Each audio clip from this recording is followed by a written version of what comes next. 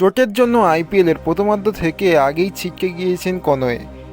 এবার চেন্নাইয়ের এক জোরে বলা চোটের জন্য অনিশ্চিত হয়ে পড়লেন আইপিএলে, যিনি ছিলেন ধোনির অন্যতম ভরসা। আইপিএল শুরুর আগে উদ্বেগে চেন্নাই সুপার কিংস হ্যামস্ট্রিংয়ের চোটের জন্য অনিশ্চিত হয়ে পড়লেন এক জোরে বলার।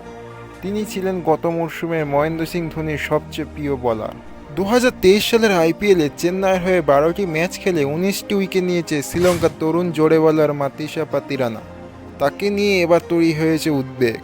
শুক্রবার শ্রীলঙ্কার ক্রিকেট বোর্ড জানিয়েছেন পাতিরানা বাঁ পায়ের হ্যামস্ট্রিংয়ের গ্রেড 1 চোট পেয়েছেন।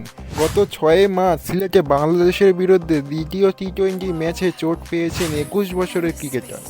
চোটের জন্য বাংলাদেশের বিরুদ্ধে দ্বিতীয় টি-20 ম্যাচে খেলতে পারবেন না পাতিরানা। তিনি কবে নাগাদ মাঠে ফিরবে তা জানাননি শ্রীলঙ্কার ক্রিকেট। মনে করা হচ্ছে 1.5 থেকে 2 মাস তাকে মাঠের বাইরে থাকতে হবে। আইপিএলের প্রথমার্ধে খেলতে পারবেন না ডেভন কনওয়ে। নিউজিল্যান্ডের ওপেনিং ব্যাটারে আঙুলের চোট লেগেছে।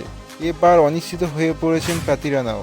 দলের দুই গুরুত্বপূর্ণ ক্রিকেটারের অভাব ঢাকতে নতুন পরিকল্পনা করতে হবে ধোনিদের।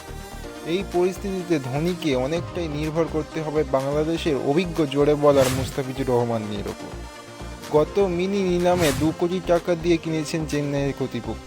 28 বছরের বাঁহাতি জোরে বলার এর আগেও একাধিক ফ্র্যাঞ্চাইজির হয়ে আইপিএল খেলেছেন, তাই এমএস ধোনি এমডি ফিজের ওপর অন্তত আশাবাদী।